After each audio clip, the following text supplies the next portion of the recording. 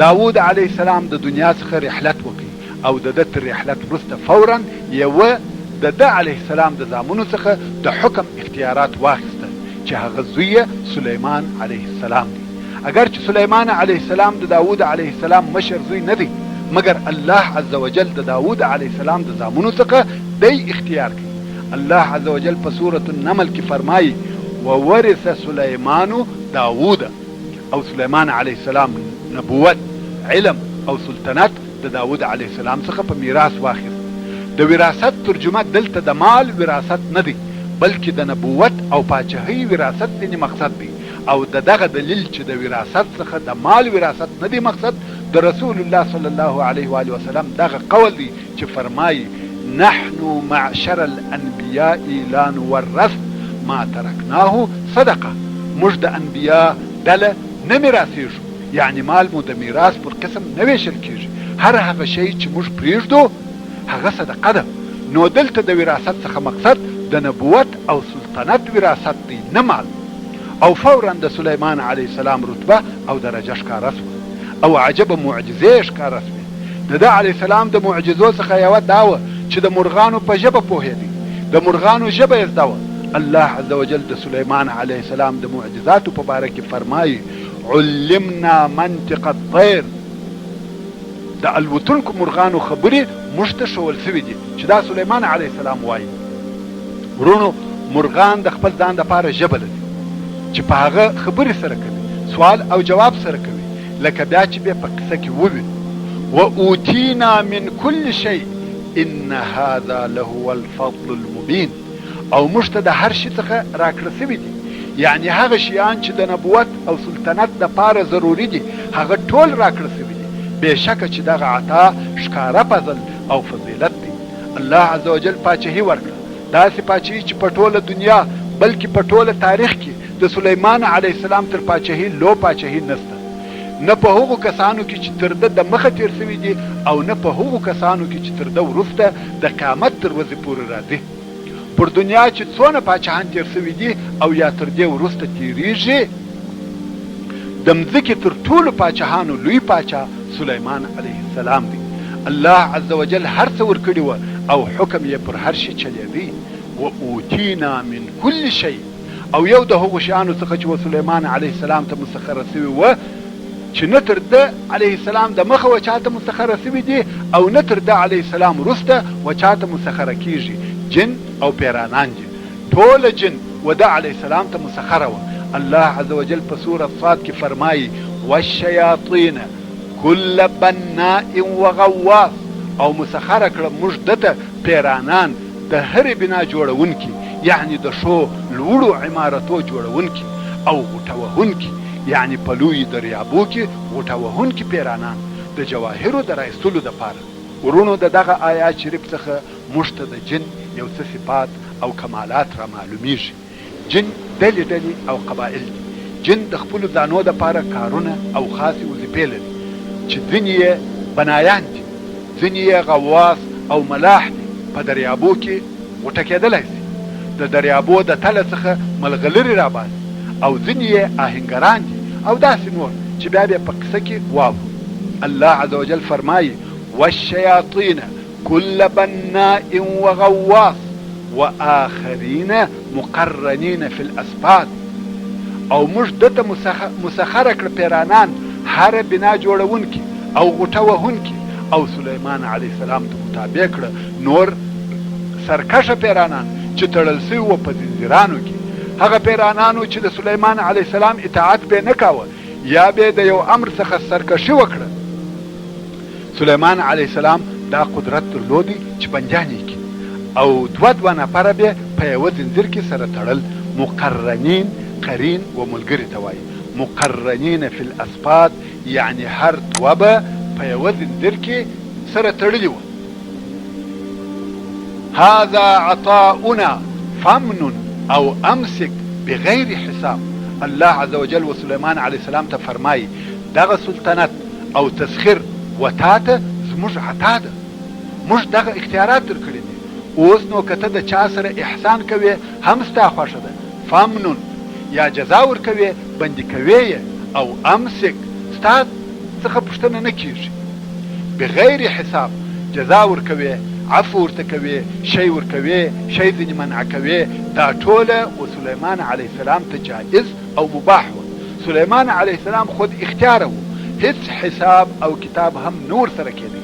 حضرت شاه صاحب لیکي دا څونه مهرباني ده چې الله عز وجل دونه دولت او سلطنت ورکړي او خود مختار هم وګرځاوه، حساب او کتاب یې هم ورمعاف کړه. مګر پر دغه ټولو سربیره سلیمان علیه السلام د خپل لاس د ګټې ډوډۍ خوړل، ټوکرۍ یې جوړولې او بیا یې خرڅولې. سبحان الله. او بیا هم الله عز وجل د سلیمان علیه السلام د سلطنت په متعلق په سورة سبع کې فرمایي ومن الجن من يعمل بين يديه بإذن ربه ومن يزغ منهم عن أمرنا نذقه من عذاب السعير. او سلیمان علیه السلام ته مو د پیرانانو څخه هغه څوک مسخره کړي وه چې د ده علیه السلام په حضور به د ده د رب په اراده کار کاوه. د ده علیه السلام نوکران او خادمان وه. او که هر څوک د ده پیرانانو څخه زموږ د امر څخه سرکشي وکړي، یعنی د سلیمان علیه السلام اطاعت ونه کړي، په آخرت کې به د اور عذاب په وسکو.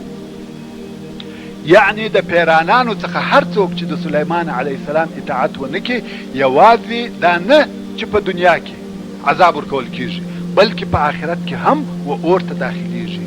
یعملون له ما یشاء، هر څه چې دی علیه السلام غواړي او د هر چا څخه چې وغواړي چې د ده خدمت وکړي، باید د ده امر قبول کړي. یعملون له ما یشاء من محاریب وتماثیل وجفان کالجواب وقدور الراسیات.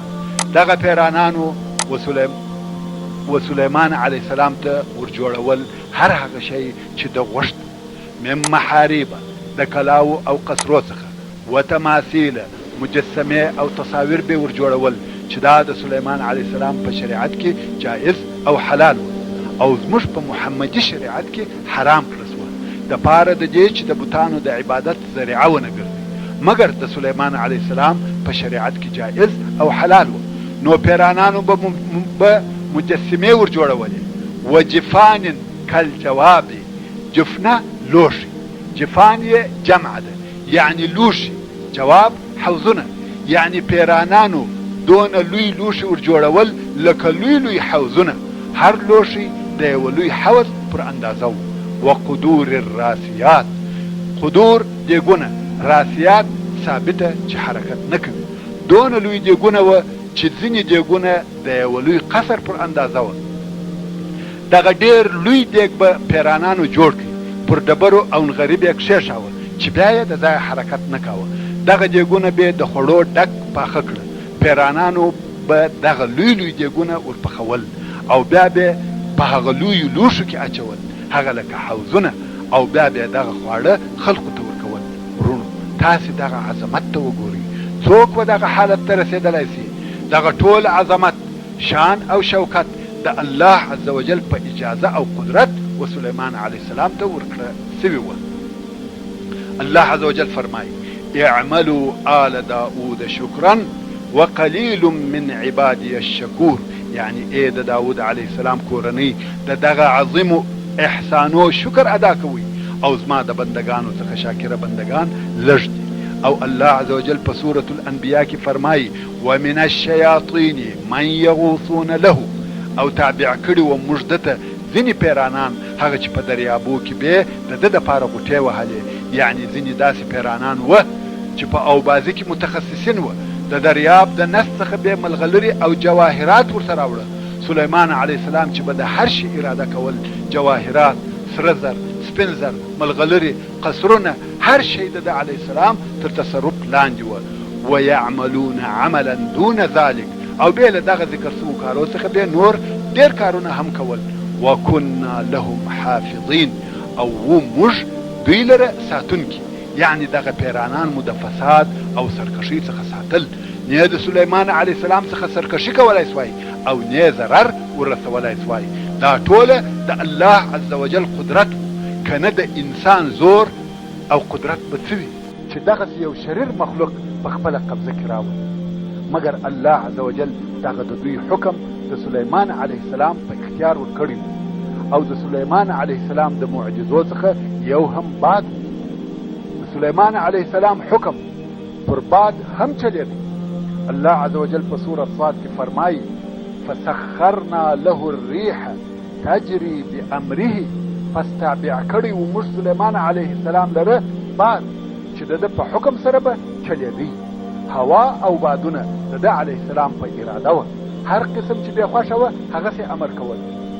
رخاء حیث اصاب، نرم نرم بادونه هر چیرې چې به د ده علیه السلام اراده وه. رخاء یعنی خیر. رخاء و هغه باد ته ویل کېږي چې باران اوري، نه هغه طوفاني باد. پر هر ځای چې به ده علیه السلام غوښته چې هلته باران وسي، بادونه بیا امر کړه هلته به اورېدې وروستې او پر هغه ځای به باران واورېد. دا څونه او څنګه پاچهي وه؟ کومه پاچهي به تر دې لوی، خو یوازې دغه د باران بادونه یې تر حکم نه وه لاندې، بلکې هغه طوفاني او قوي بادونه یې هم تر امر لاندې وه. الله عز وجل په سورة الانبیاء کې فرمایي ولسلیمان الريح عاصفة تجري بأمره إلى الأرض التي باركنا فيها، او موږ سلیمان علیه السلام ته توند تیز باد تابع کړی و چې د ده په حکم سره به چلیږي.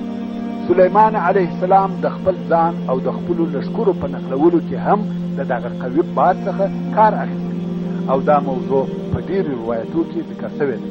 سلیمان علیه السلام یو ډېر لوی تخت د لرګو څخه جوړ کړی و، ډېر لوی تخت چې تختې او لرګي یو د بل سره تړل شوي او میخ شوي وو. کوم وخت چې بیا غوښته چې دی علیه السلام یو ځای ته ولاړ شي او یا لښکر د کفارو د جنګ دپاره یو ځای ته ولېږي، نو به پوره لښکر د خپلو لوازمو سره پر هغه تخت کښېنسته او سلیمان علیه السلام به بعد امر کوي چې تر دغه تخت لاندې شي. بعد به دوی ټوله پورته کړه، هغه مسافه چې لښکر به په یوه میاشت تګ و هغه ځای ته رسېدی، د سهار څخه تر ماپښینه به و هغه ځای ته ورسېدل، او بیا چې به بېرته راتله دغه د یوې میاشتې مسافه به د ماپښین څخه تر ماښامه قطعه کول. الله عز وجل په سورة سبع کې فرمایي وسلیمان الريح غدوها شهر ورواحها شهر، او وسلیمان علیه السلام ته مباد مسخره کړی چې د سهار مزل یې هم د یوې میاشتې لار و او د بیګا مزل یې هم د یوې میاشتې لار و. غدا د سهار او ماپښین تر مابین وخته غداد ویل کېږي، او د ماپښین او ماښام تر مابین وخته رواح ویل کېږي. نو د دغه باد په واسطه به د 2 میاشتو مسافه په یوه ورځ طی کول. په تفسیر روح المعانی کې لیکلي دي چې سلیمان علیه السلام به لمر خاته د دمشق څخه راهیسي د غرمې خوب یې د ایران د استخر په ښار کې کاوه او شپه به یې زموږ کابل ته رسول، چې د ده علیه السلام دغه 10 ساعته مزل د 2 میاشتو د مزل سره مساوي و. خو د تعجب ځای دا دی چې نن ورځ د عجیبو او غریبو تیارو او هوایي جهازو په زمانه کې هم داسې منحرف د دین منکر انسانان پیدا کېږي چې د دغسې قسم قصو او واقعاتو څخه انکار کوي. ایا هغه کار چې نن ورځ یې امریکایان او اروپایان د برق، پټرولو او بخار په واسطه کولی شي، الله عز وجل یې د خپل یو نبي په خاطر په خپل قدرت سره نشي کولی، بلکې کولی شي. او دا د الله عز وجل د طرفه معجزه وه، او د سلیمان علیه السلام د معجزو څخه یوه هم د مسو چینه وه.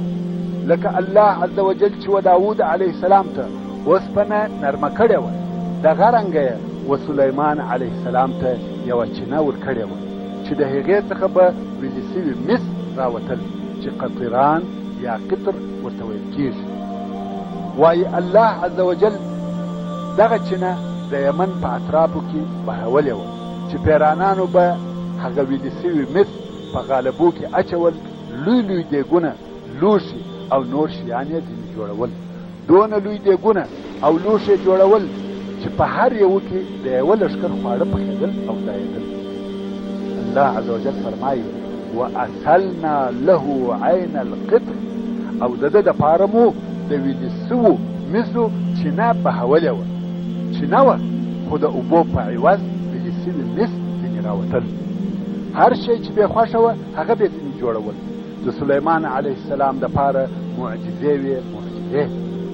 د سلیمان علیه السلام آسان ډېر زیات خوښ او صافن چې جمع یې صافنات صافن آسان یې ډېر زیات درلوده. اوس نو صافن آس څه شي؟ صافن وهغه آس ته ویل کېږي چې پر درو پښو درېږي او د څلورمې پښې فقط شونګرې پر ځمکه تکیه کوي. په خیال، غرور او تبختر سره درېږي چې دا د آسانو د هغه بهترینو قسمو څخه دي. نو سلیمان علیه السلام دغسې آسان ټولول او د جهاد دپاره یې ساتل. او بل یې هغه ډېر تیز آسان درلوده چې هغه ته په عربي کې جواد ویل کېږي او جمع یې جیاد ویل کېږي. نو سلیمان علیه السلام دغه دوه قسمه آسان ډېر زیات درلوده. داسې ډېر روایتونه شته چې وایي دغه آسان تر شلو چې وایي دغه آسان چې د صافنات الجیاد د قسمه وه تر 100,000 زیات. نو یوه ورځ یې د مازدیګر په وخت کې دغه آسان د نمایش او معاینې پر قسم د سلیمان علیه السلام و مخ ته تېرول. ده علیه السلام ورته کتل او ډېر یې خوښ هم و. دغه د نمایش وخت ډېر زیات. دی علیه السلام یې د هغه خپل ذکر او ورد څخه مشغوله کړ. سلیمان علیه السلام د خپل ځان دپاره هره ورځ ذکر او ورد درلود چې زبور او نور اذکار به ویل. دغه د آسانو نمایش د هغه خپل ذکر څخه مشغوله کړ حتی چې لمر ولوېد. دی علیه السلام متوجه سو. اصلا دا وخت داسې تیر سو چې د ده علیه السلام هیڅ فکر نه او وروسته متوجه سو. نو یې وویل ما د آسانو مینه او خوښي د خپل رب تر ذکر خوښه او اختیار کړه حتی چې لمر پټ سو. یعنی لمر ولوېدی ما هغه خپل ذکر او ورد ونه وایم بیرته ما ته دغه آسان راولئ. آسان یې ورته راوست. دلته دوه روایته دي چې دواړه هم قوي دي. په یوه روایت کې وایي چې توره یې واخیسته دغه آسان یې پر پښو او غاړو وهل، پښې او غاړې ور پرې کړې چې بل وار د الله عز وجل د ذکر څخه په دغه آسانو مشغوله نه ټول یې حلال او خیرات کړ. او هغه دوهم روایت وایي چې د ځینو علماو په نیز راجحه هم دی. وایي چې آسان یې ورته راوست او سلیمان علیه السلام د آسانو په پښو او غاړه لاس ورتېراوه او د الله عز وجل څخه د مغفرت پوښتنه کوله او ویل خیر که ظاهرا د الله عز وجل ذکر را څخه پاته سو خو د بله طرفه د جهاد د آسانو سره مینه او د هغو لیدل او معاینه هم د الله عز وجل د ذکر سره لازم دی. نو سلیمان علیه السلام د جهاد د محبت او خوښۍ په خاطر د دغو آسانو پر غاړو او پښو لاسونه تېرول، معاینه کول یې چې جوړ او ناجوړه د جهاد لپاره سره جلا او آماده کړي چې دا هغه راجحه روایت دی. خو دواړه روایت موجود دي او دواړه هم کېدلی دي. د دغې واقعې په متعلق الله عز وجل په سورة صاد کې فرمایي ووهبنا لداود سلیمان نعم العبد انه اواب. او موږ و داود علیه السلام ته سلیمان ور وبخښه چې د ده زوی او د ده په مثل نبی الله او پاچا و، ښه بنده و او بېشکه چې دی الله عز وجل ته ډېر رجوع کوونکی و. اذ عرض عليه بالعشي الصافنات الجياد. کم وخت چې د مازدیګر په وخت کې صافنات جیاد آسان ور وړاندې کړل شوه او دی علیه السلام په مشغوله شو. لمر ولوېد فقال إني أحببت حب الخير عن ذكر ربي حتى توارت بالحجاب. نو سلیمان علیه السلام وویل بېشکه ما مینه د اسانو د خپل رب تر ذکر خوښه کړه حتی چې لمر په پرده کې پټ شو یعنی ولوېدی. ردوها علی بیرته دغه آسان ما ته راولي. فطفق مسحا بالسوق والاعناق. آسان یې ورته راوسته پس شروع وکړه سلیمان علیه السلام په مسح کولو د پښو او غاړو د دغه آسانو چې د دغه آیات شریف په ترجمه کې هغه ذکر سوي دوه روایته بیان سوي دي چې یا یې په توره غاړې او پښې ور پرې کړې او یا یې لاس پر تېراوه. الله عز وجل و سلیمان علیه السلام ته د هر څونه ودو اجازه ورکړې. نو ځکه سلیمان علیه السلام د ډېرو ښځو سره ودونه کړي دي او د ښځو د شمیر یا حساب په متعلق مختلف روایتونه شته. څوک وایي اویا یا نوي یا سلوي، خو داسې روایت هم شته چې وایي سلیمان علیه السلام د 1000 ښځو سره واده کړی. نو د سلیمان علیه السلام د ښځو شمیر 1000. سلیمان علیه السلام یو وخت قسم یاد کړ چې نن شپه به خپلو اویا ښځو ته ورځم، چې دغه بیان په صحیح حدیث شریف کې هم هغه چې امام بخاري رحمه الله یې روایتوي راغلی. رسول الله صلی الله علیه و آله وسلم فرمایي: قال سليمان لأطوفن الليل على 70 امرأة كل واحدة تأتي بفارس يجاهد في سبيل الله ولم يقل إن شاء الله. يعني سليمان عليه السلام هو ننشبه بخبلو او یا شوزو گرسن او هر یو به فارس جنگی پهلوان راولی چې فی سبیل الله جهاد وکړي او ان شاء الله یې ونوي. ورو اول تاسې دغه نیت ته وګورئ.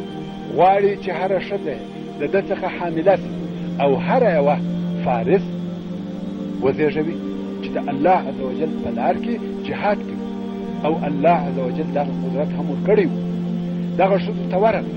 رسول الله صلى الله عليه وآله وسلم فرمایي: فطاف عليهن فلم تحمل إلا امرأة واحدة جاءت بشق الرجل. سليمان عليه السلام پر دغه ښځو وګرځېدی، هیڅوک حامله نه شوه بې له یوې ښځې چې هغې هم نیم کوچنی وزېږه. کوچنی و چې نه یې لاسونه درلوده نه پښې.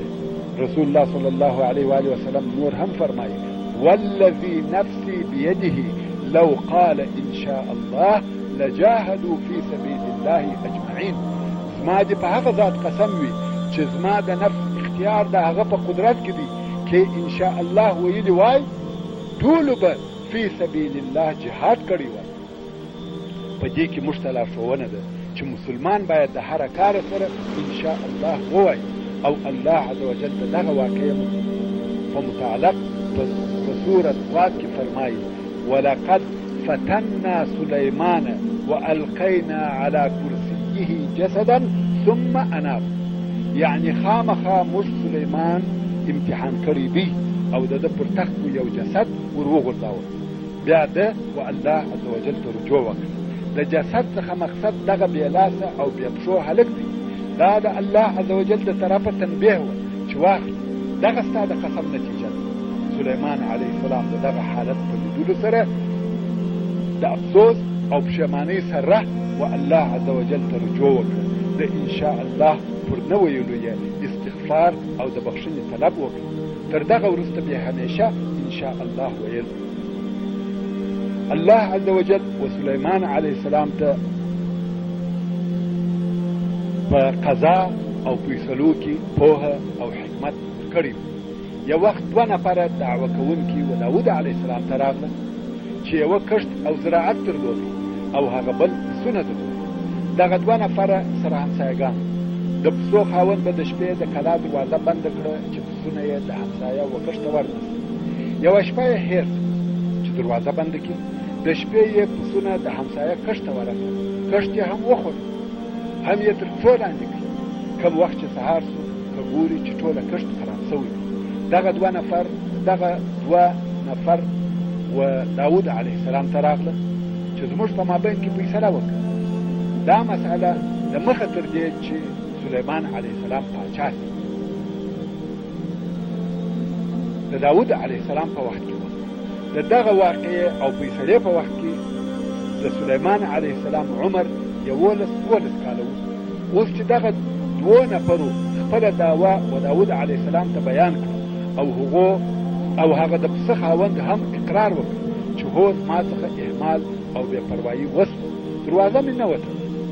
او داود علیه السلام ولیده چې د کښت د خرابۍ اندازه د پسو د قیمت سره برابره، نو یې حکم وکړ چې پسونه دې د کښت خاوند ته ورکول شي. سلیمان علیه السلام چې هلته موجود و خپل پلار چې وویل: او خیر من ذلک یا نبی الله، یعنې تر دې بله ملایمه او مناسبه فیصله شته؟ داود علیه السلام ویل: څنګه؟ سلیمان علیه السلام ویل: پسونه د کښت و خاوند ته ورکړه، د شیدو او وړیو څخه دې فایده اخلي، او کښت د پسو و خاوند ته ورکړه چې کار پکښې کوي، تر څو چې کښت بیرته و هغه پخواني حال ته رسیږي.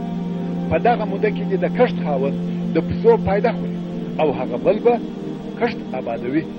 کوم وخت چې کښت خپل حال ته ورسېدي د کښت خاوند به خپل کښت تسلیم کړي او د پسو خاوند به خپل پسونه تسلیم کړي او دواړه طرفه به د خسارې څخه وساتي. داود علیه السلام چې دا فیصله واورېده پر سلیمان علیه السلام یې آفرین ووایه او د خپل اجتهاد څخه وګرځېدی، ځکه واقعا هم دغه حکم تر هغه اول حکم شو. هو اول حکم هم صحیح او پر ځای دی، خطا نه دی، خدا تر هغه بهتر دی. د دغه واقعې په متعلق الله عز وجل په سورة الانبیاء کې فرمایي وداود وسلیمان اذ يحكمان في الحرث اذ نفشت فيه غنم القوم.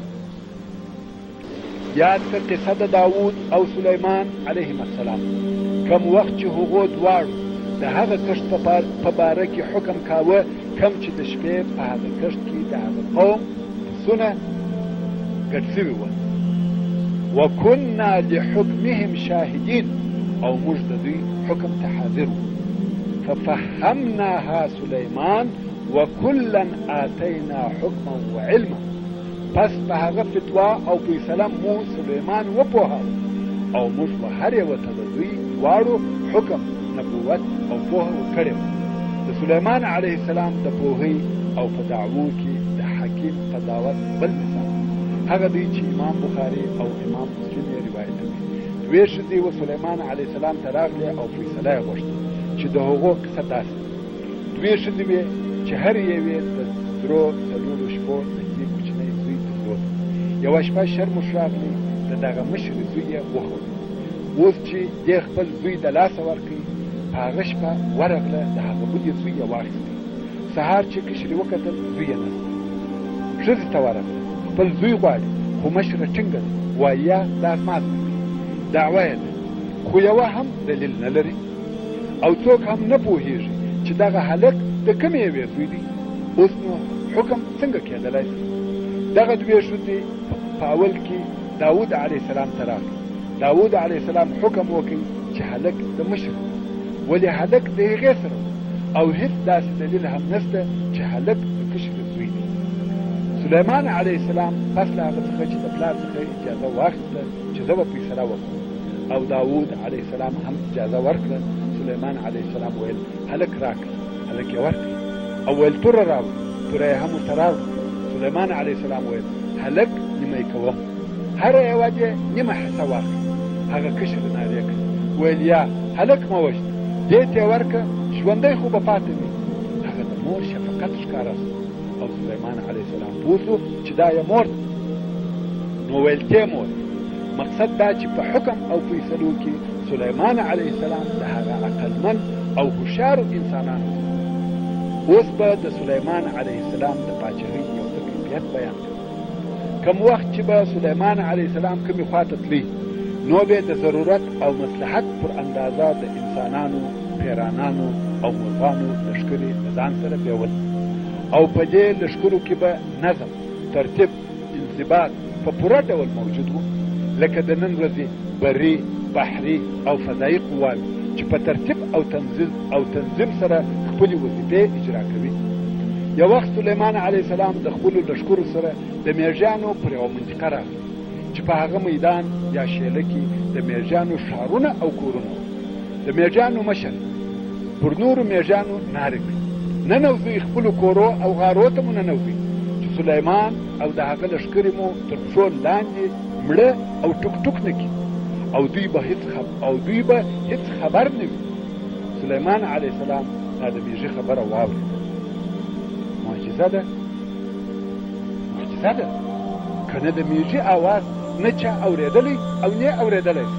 سلیمان علیه السلام د میږي د خبرې په اورېدو تبسم وکړ، ویې او ویل الهي دا توفیق راکړه او دا مې نصیب کړې چې زه ستا د نعمت شکر ادا کړم، هغه چې تا یې پر ما او زما پر مور او پلار انعام او احسان کړی او توفیق راکړه چې ښه او صالح عمل وکړم چې ستا خوښ او ته په راضي کېږې او ستا په رحمت سره مې ستا په صالحه بندګانو کې داخل کړم.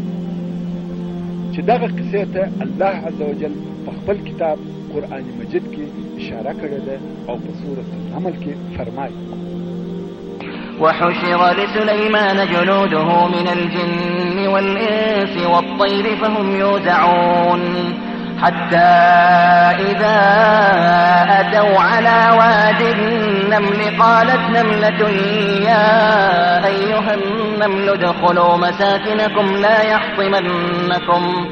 لا يحطمنكم سليمان وجنوده وهم لا يشعرون فتبسم ضاحكا من قولها وقال رب يوزعني أن أشكر نعمتك التي أنعمت علي وعلى والدي وأن أعمل صالحا ترضاه وأدخلني برحمتك في عبادك الصالحين. وحشر لسليمان جنوده من الجن والإنس والطير فهم يوزعون أو جمع كلسوه سليمان عليه السلام لشکری د پیرانانو او انسانانو او مرغانو چې بیا به ډلې کېده پر ترتیب برابرېده. حتى إذا أتوا على واد النمل قالت نملة تر هغو چې دوی د میږیانو پر شیله راغله، یعنی پر یو داسې لار تېرېده چې هلته د میږیانو لوی ښارونه او کورونه وو. یو میږي وویل، هغه چې د میږیانو مشر، هغه پر نورو میږیانو غږ کړ: یا ایها النمل ادخلوا مساکنکم، ای میږیانو ټول خپلو کورو ته ننوځئ. لا يحطمنکم سلیمان وجنوده وهم لا يشعرون، چې مړه او ټوک مو نه کې، پایماله مو نه کې سلیمان او د ده لښکرې، او دوی به ستاسې په پایماله کېدو نه وي خبر. فتبسم ضاحكا من قولها، پس تبسم وکړي سلیمان علیه السلام په داسې حال کې چې د دغه میږي د خبرې څخه خندا کوونکی. وقال ربي اوزعني ان اشكر نعمتك التي انعمت علي وعلى والدي. اول ای زما رب، دا زما په برخه کې چې ستا د هغه نعمت شکر ادا کړم هغه چې تا پر ما او زما پر والدینو انعام کړی، وان اعمل صالحا ترضاه، او د دې توفیق راکې چې عمل صالح وکم چې ستا خوښ وي او په راضي کېږي. وادخلني برحمتك في عبادك الصالحين، او ما ستا په رحمت سره ستا په صالحه بندگانو کې داخل کړي. علماء کرام وایي میږی څونه هوښیار او څونه فصیح دی. داسې یوه جمله یې وویل چې په هغه کې د ژبې د فصاحت ډېر انواع او اقسام سره یو ځای شوي دي. تاسې دا د ده خبرې ته وګورئ. وایي یا حرف ندا او ناره، ایها تنبیه او خبرتیا، ادخلوا امر، لا يحتمنکم نهي، سلیمان خاف، وجنوده عام، وهم لا يشعرون، د هغو عذر هم بیان چې هغه مو نه ویني او په تاسې به نه وي خبر. دا څونه فصاحت دی. دغه رنګه سلیمان علیه السلام د بلقیس سره چې د یمن پاچا وه هم یو عجیبه قصه ده چې دغه قصه د هدهد څخه را شروع کېږي. هدهد یو مرغه دی چې موږ لاچرګک ورته وایو. سلیمان علیه السلام ته د ده لښکرې سره را جمع شوې چې د مرغانو په جمله کې هدهد ونه لید. نو یې وویل څه سبب دی چې هدهد نه وینم؟ آیا د دغه مرغانو په مابین کې پټ دی او یا غیر حاضر دی؟ رونو هدهد څو خویونه لري چې د هغو د جملې څخه یو دا دی چې تر مځکه لاندې اوبه ور معلومېږي. دا حس لري چې دلته اوبه شته. او بل دا چې هدهد تر خاورو لاندې چنجان وي، هغه راباسي او خوري. نو اوس هدهد نسته. نو سلیمان علیه السلام وویل خامخا به ډېر سخت عذاب ورکړم، یا به حلال کم او یا به د خپل غیر حاضرۍ په خاطر کم ښکاره او واضحه دلیل راته وایي چې په دغه سبب غایب و. خو لږ وروسته هدهد راغی او د سلیمان علیه السلام په حضور کې ودرېد او ویې ویل زه خبر یم په هغه شي چې ته نه یې په خبر، یعنی داسې قضیه شته چې په هغه کې زه معلومات لرم او ستاسو سره نشته، او ما د سبا څخه یو یقیني خبر درته راوړم. سبا په یمن کې د یو ښار نوم دی چې دغه ښار په هغه وخت کې د یمن پایتخت هدهد هلته تللی او اوس راغی. سلیمان علیه السلام ته د هغه ځای خبر وایي. دا داسې خبر دی چې سلیمان علیه السلام نو په خبر، نو ویل ما هلته یوه ښځه ولیده چې دغه د سبا پر خلکو یې پاچهي کوله او دغه ښځې ته هر شی ورکول سوی و. په هر شي کې مال، اسباب، فوج، اسلحه، حسن او جمال ټول شامل، نو ویل هر شی ورکول سوی و.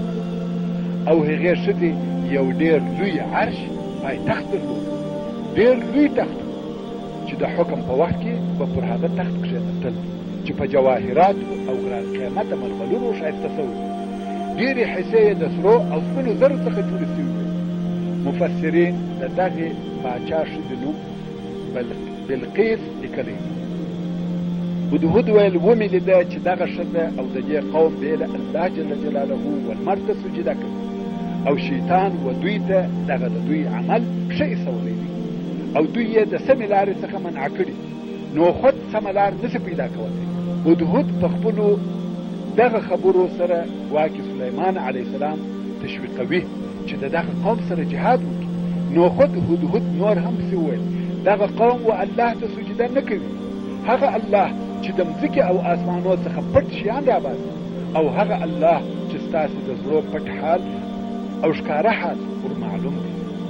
هدهد خو د مخه د بلقیس د عرش او تخت بیان وکړي دپاره د دې چې انسان د بلقیس په عرش خطا نه وځي، مغروره نه شي، نو یې په خپلو خبرو کې واحد الله ذکر کړي او د هغه عظیم عرش یې یاد کړي. وی ویل الله لا اله الا هو رب العرش العظیم.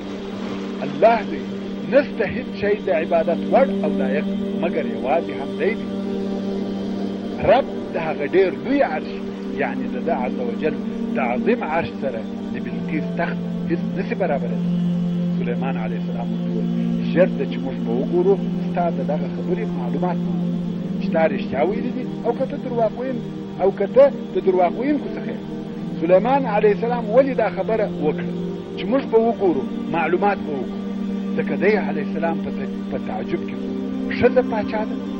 په هغه وخت کې پر ټوله مځکه داسې ښځه نه وه چې پاچا دې وي بې له دغه بلقیس څخه.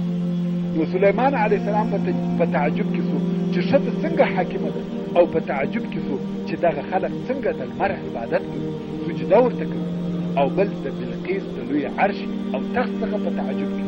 دا هم عجبه و چې و دغه ښځې ته هر څه ورکول سوي دي، ښځه او دا لو پاچهي، او دی علیه السلام هم تر اوسه نه دی په خبر.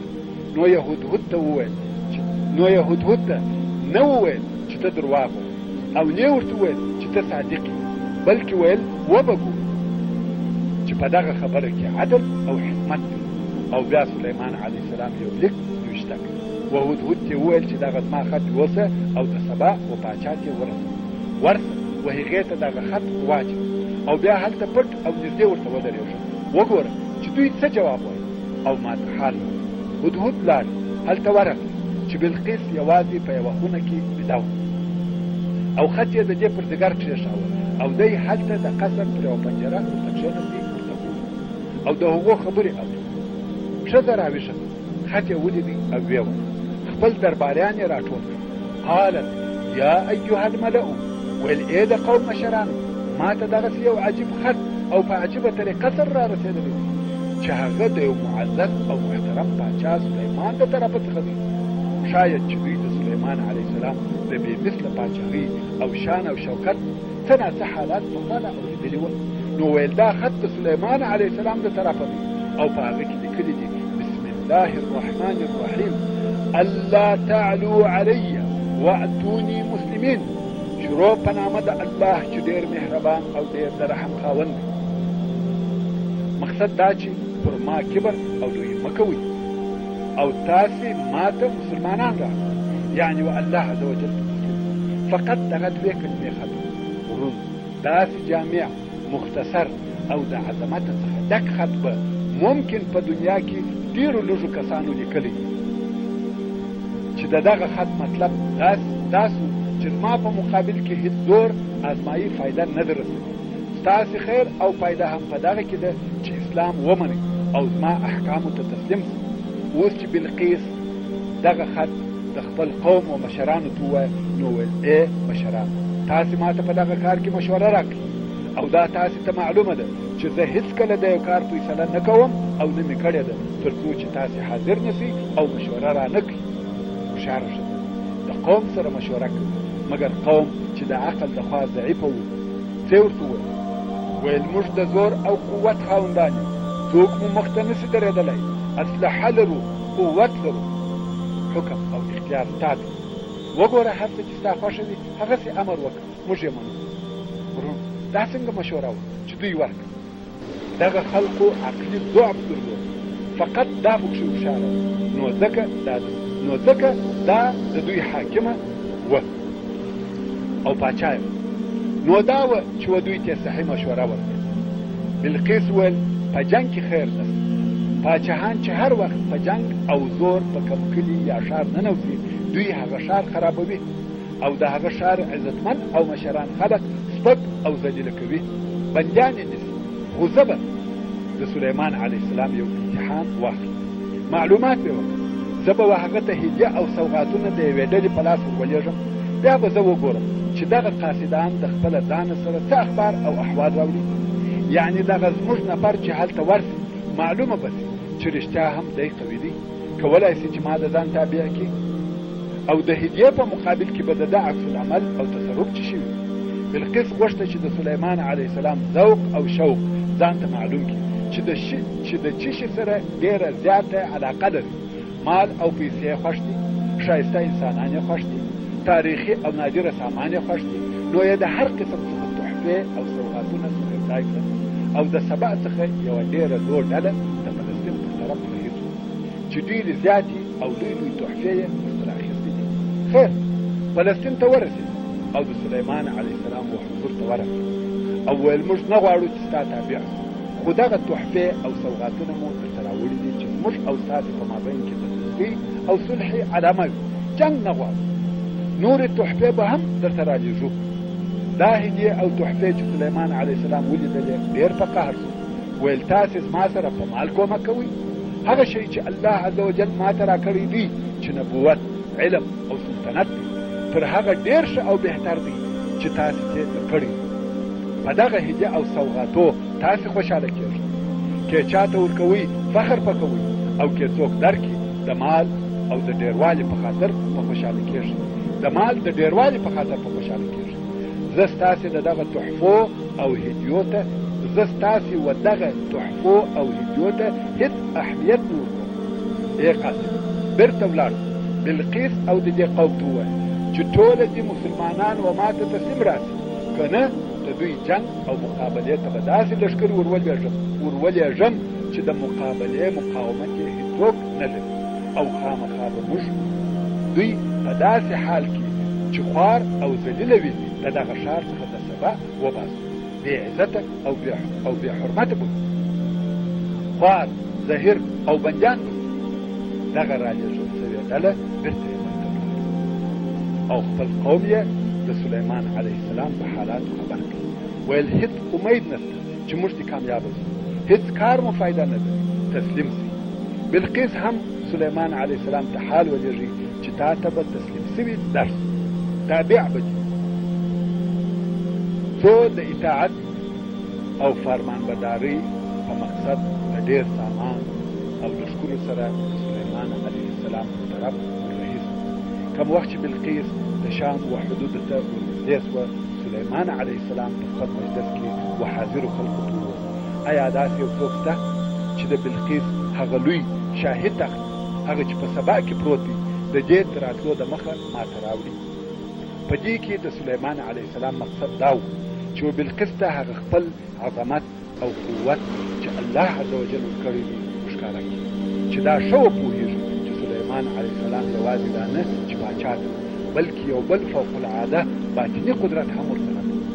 عفریت چې د پیرانانو څخه قوي او زورور پیری و هغه ویل د مخه تر دې چې ته د دغه خپل مجلس څخه ولاړېږې زه به یې درته راوړم.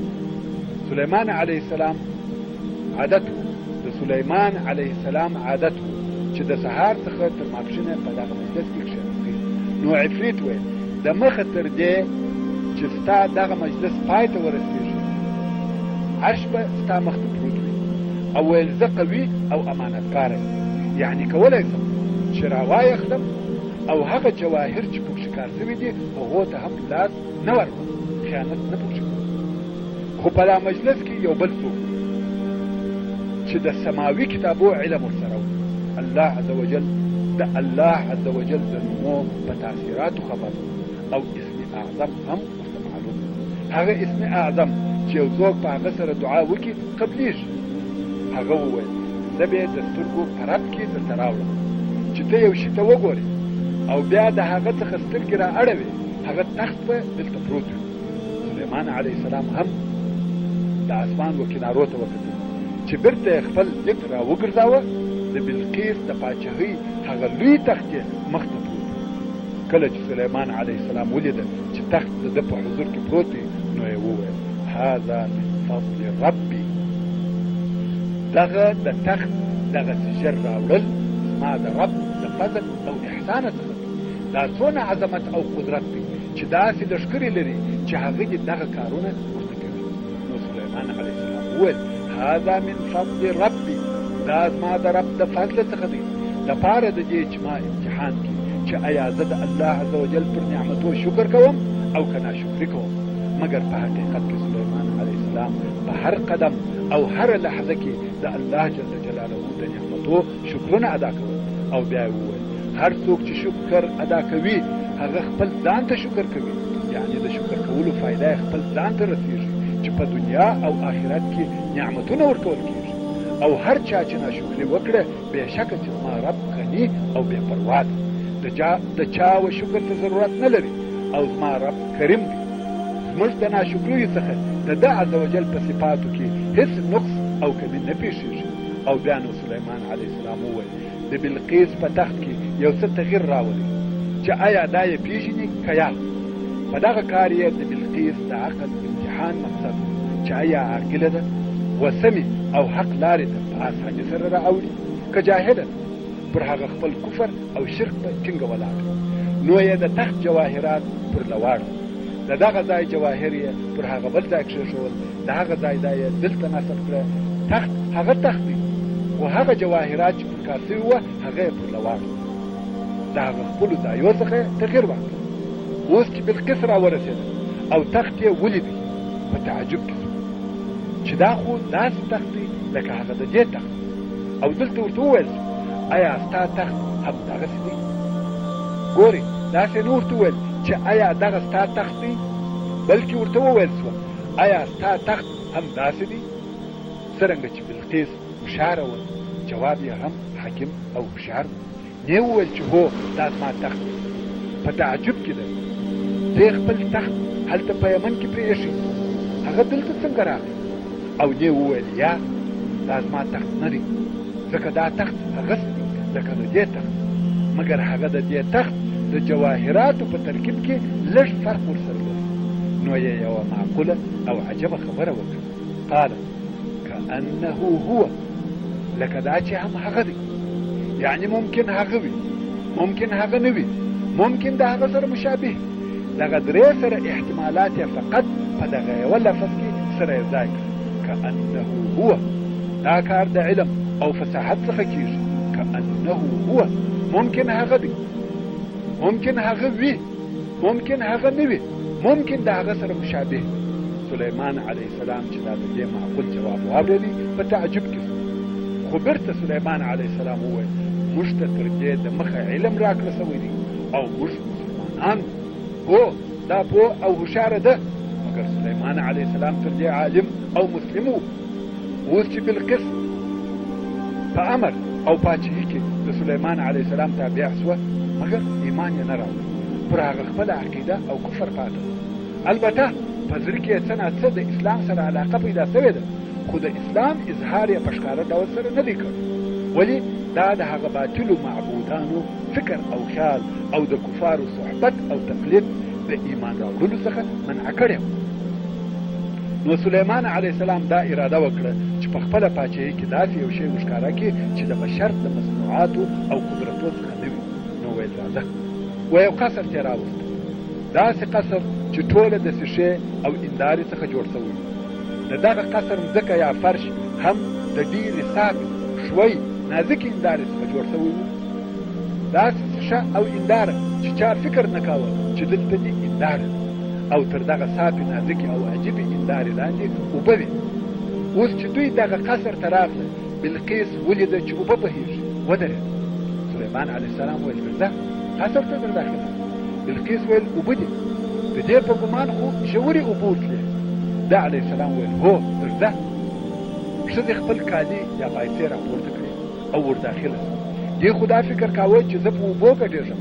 اوس چې پښه کښېښول هغه هنداره په تعجب کې چې دا څنګه کار دا کار خو بشر نشي کولی.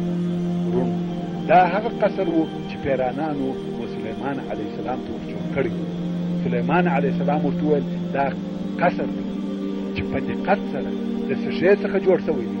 بلقیس چې دا کیفیت ولیدی پوه شوه چې سلیمان علیه السلام یوازې دا نه چې پاچا دی بلکې د الله عز وجل د طرفه نبي دی. نو یې ایمان راوړ او ویل ای زما ربه بېشکه چې ما پر خپل ځان ظلم کړی او اسلام مې راوړی د سلیمان سره خاص هغه الله ده چې رب د عالمینو دی. قال ربي إني ظلمت نفسي وأسلمت مع سليمان لله رب العالمين. يعني يا الله زستا منونکی یم او د سلیمان علیه السلام دین او طریقه اختیاروم.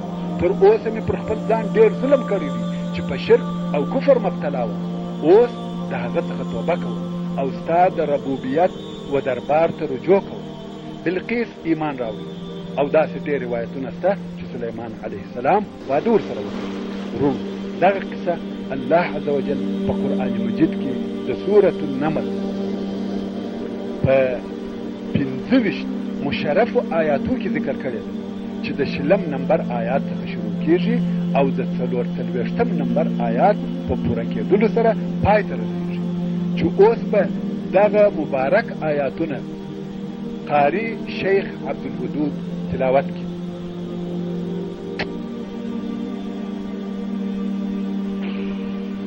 وتفقد الطير فقال ما لي لا أرى الهدهد أم كان من الغائبين لأعذبنه عذابا شديدا أو لأذبحنه أو ليأتيني بسلطان مبين. فمكث غير بعيد فقال أحطت بما لم تحط به وجئتك من سبأ بنبأ يقين. إني وجدت امرأة تملكهم وأوتيت من كل شيء ولها عرش عظيم. وجدتها وقومها يسجدون للشمس من دون الله وزين لهم الشيطان أعمالهم فصدهم عن السبيل فهم لا يهتدون. ألا يسجدوا لله الذي يخرج الخبأ في السماوات والأرض ويعلم ما تخفون وما تعلنون. الله لا إله إلا هو رب العرش العظيم.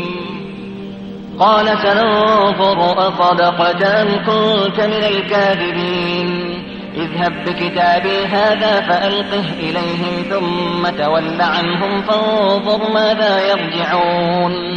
قالت يا أيها الملأ إني ألقي إلي كتاب كريم إنه من سليمان وإنه بسم الله الرحمن الرحيم. ألا تعلوا علي وأتوني مسلمين. قالت يا أيها الملأ وافتوني في أمري ما كنت قاطعة أمرا حتى تشهدون. قالوا نحن أولو قوة وأولو بأس شديد والأمر إليك فانظري ماذا تأمرين. قالت إن الملوك إذا دخلوا قرية أفسدوها وجعلوا أعزة أهلها أذلة وكذلك يفعلون. وإني مرسلة إليهم بهدية فناظرة بما يرجع المرسلون. فلما جاء سليمان قال أتمدونني بمال فما آتاني الله خير مما آتاكم بل أنتم بهديتكم تفرحون. ارجع إليهم فلنأتينهم بجنود لا قبل لهم بها ولنخرجنهم منها أذلة وهم صاغرون. قال يا أيها الملأ أيكم يأتيني بعرشها قبل أن يأتوني مسلمين؟ قال عفريت من الجن أنا آتيك به قبل أن تقوم من مقامك وإني عليه لقوي أمين. قال الذي عنده علم من الكتاب أنا آتيك به قبل أن يرتد إليك طرفك. فلما رآه مستقرا عنده قال هذا من فضل ربي ليبلوني أأشكر أم أكفر. ومن شكر فإنما يشكر لنفسه ومن كفر فإن ربي غني كريم. قال نكروا لها عرشها ننظر أتهتدي أم تكون من الذين لا يهتدون. فلما جاءت قيل أهكذا عرشك قالت كأنه هو وأوتينا العلم من قبلها وكنا مسلمين. وصدها ما كانت تعبد من دون الله إنها كانت من قوم كافرين. قيل لها ادخل الصرح فلما رأته حسبته لجة وكشفت عن ساقيها قال إنه صرح ممرد من قوارير. قالت رب إني ظلمت نفسي وأسلمت مع سليمان لله رب العالمين. محترم ورونو دغه تلاوت سو مشرفه آیاتو ترجمه عینا هغه د مخنی قصه ده چې موږ بیان کړو. که اوس بیا هم د آیاتو ترجمه بیانوم نو تکرار ته ضرورت نشته. د سلیمان علیه السلام د لویو کارو څخه یو دا دی چې د مسجد اقصا بنا یې نوې او بیا جوړه کړه. هغه څوک چې مسجد اقصا یې اول جوړ کړی دی یعقوب علیه السلام دی. په صحیح حدیث شریف کې راغلی دي د رسول الله صلی الله علیه و آله وسلم څخه پوښتنه وسوه چې په مځکه کې کم مسجد اول جوړ شوی دی؟ د صلی الله علیه و آله وسلم وفرمایل مسجد الحرام. ورونو مسجد الحرام چا جوړ کړ؟ ابراهیم علیه السلام. پوښتنه کوونکي وویل بیا کم مسجد جوړ شوی دی؟ رسول الله صلی الله علیه و آله وسلم وفرمایل مسجد الاقصا. ورونو دغه مسجد د ابراهیم علیه السلام لمسی یعقوب علیه السلام جوړ کړی دی. پوښتنه کوونکي وویل د دغو مسجدو د جوړېدو په مابین کې څو کاله فرق دی؟ رسول الله صلی الله علیه و آله وسلم وفرمایل 40 کاله. نو د دغو دوو مسجدو د جوړېدو په مابین کې 40 کاله فرق دی. او کوم وخت چې بخت نصر پاچا پر بیت المقدس مسلط سو مسجد اقصا یې ونړاوه او بیا چې د سلیمان علیه السلام پاچاهي سوه نو د هغه لویو کارو څخه یو د مسجد اقصا جوړول و. مسجد اقصا یې ډېر لوی او شانداره جوړ کړ او د هغه سره د سلیمان علیه السلام مجسمه هم جوړه کړه او دغه مجسمه په یهودو کې مقدسه وه. حتی تر اوسه هم یهود په هغه مجسمه پسې ګرځي چې پیدا یې کړي. د مسجد اقصا فضیلت په ډېرو احادیثو کې ذکر شوی دی. یو هغه چې رسول الله صلی الله علیه و آله وسلم فرمایي په مسجد الحرام کې یو لمونځ د 100,000 لمونځو فضیلت لري او زما په دغه مسجد کې یو لمونځ د 100 لمونځو فضیلت لري چې هغه په مدینه منوره کې مسجد نبوي دی او په مسجد اقصا کې یو لمونځ د 500 لمونځو فضیلت لري.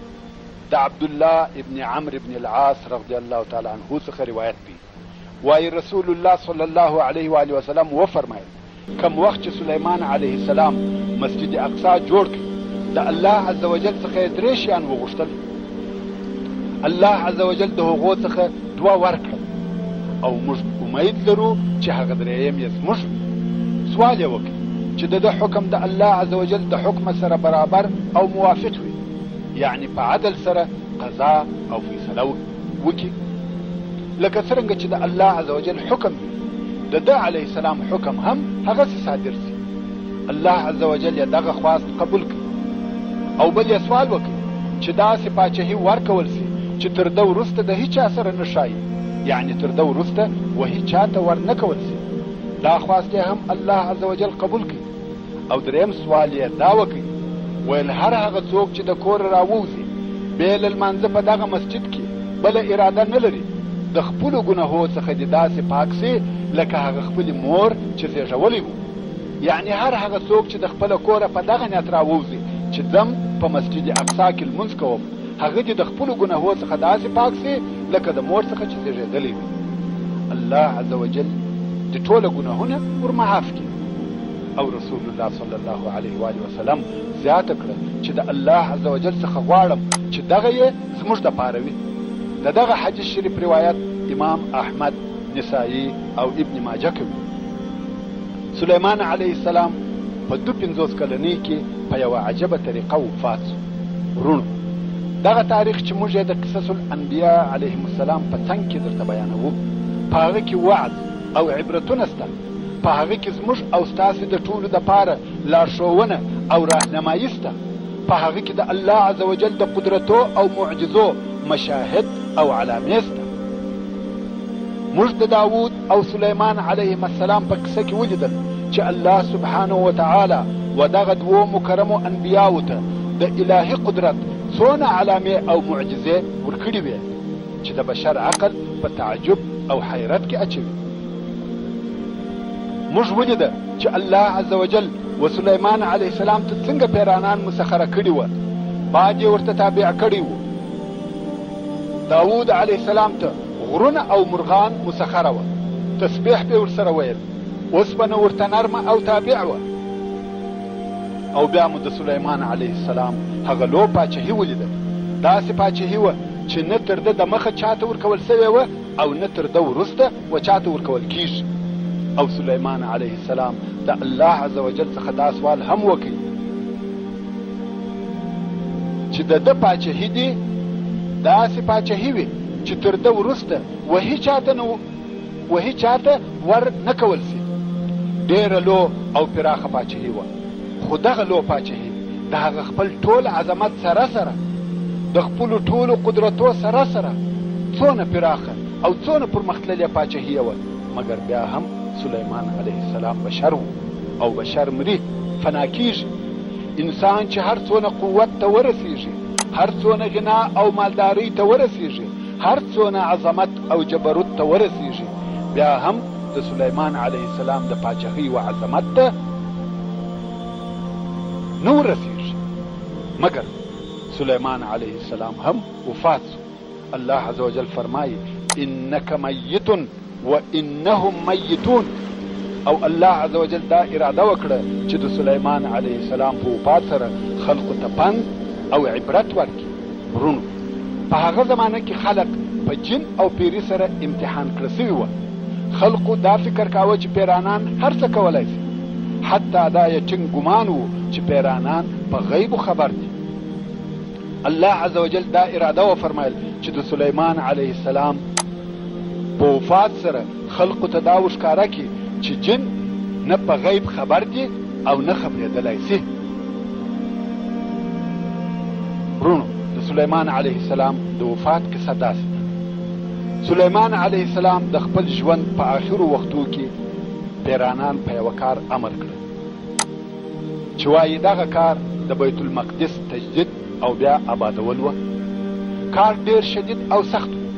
سلیمان علیه السلام به ورته ولاړ او پیرانانو به د ده علیه السلام په حضور کار کاوه. او دا خو معلومه خبره ده کم وخت چې به دی علیه السلام ورته ولاړ و، پیرانانو په کار کې کاهلي او ټنبلي نه سوای کولی، پرله پسې کار به کاوه، بیرېدل. ځکه سلیمان علیه السلام د آخرت تر عذاب د مخه دلته په دې دنیا کې جزا ورکول، بندیانول یې. الله عز وجل داسې ورته مسخره کړي وه چې هر څه په کولای سوای. مقصد دا چې پیرانان ډېر ځینې بیرېدل. نو سلیمان علیه السلام ورته ولاړ دی، د دوی مراقبت کوي او دوی د ډبرو سخت کار کوي. دی علیه السلام ورته ولاړ دی، ورته ګوري او دوی کار کوي.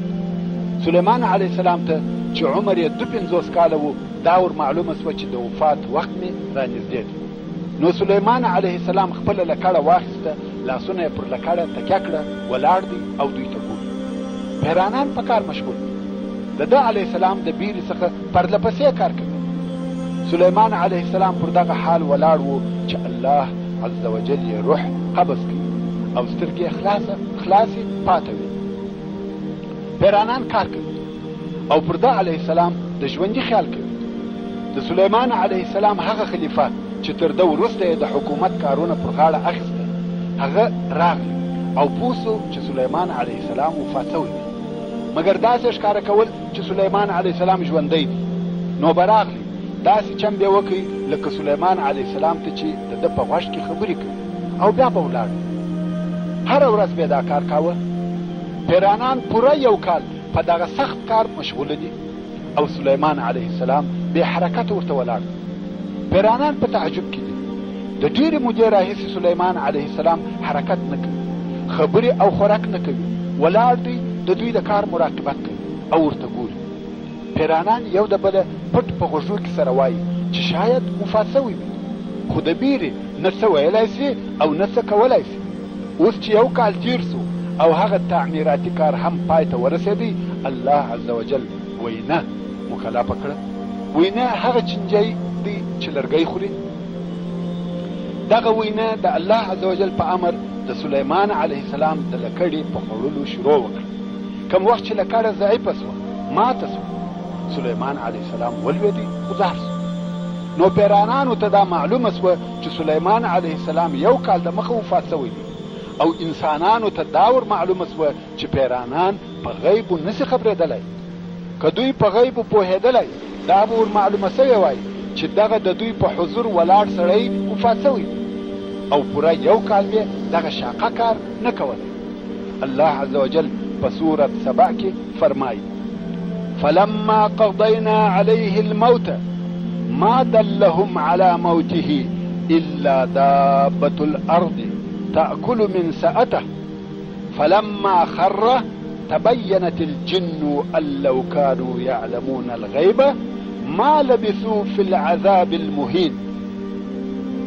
يعني کم وخت چې موږ پر سلیمان علیه السلام د مرګ حکم وکړ او د 1 کال پر لکړه تکیه کړې، جسد ولاړ، نو هیچا دغه پیرانان د سلیمان علیه السلام په مرګ نه کړه خبر، بیله دابة الارض، بیله وینا چې وی خوړه لکړه ده. نو کم وخت چې سلیمان علیه السلام پر مځکه ولوېدی، پیرانانو ته د وفات ور معلوم سو. که چیرې دغه پیرانان په غیبو پوهېدلی، په دغه تکلیف او مشقت کې به 1 کال نه تېراوه. دا د الله عز وجل اراده وه چې و خلقو ته دا وښکاره کړي چې پیرانان ضعیفه دي او داسې مخلوق دی چې په غیبو نه دي خبر، او د الله عز وجل په امر سره و سلیمان علیه السلام ته مسخره وه.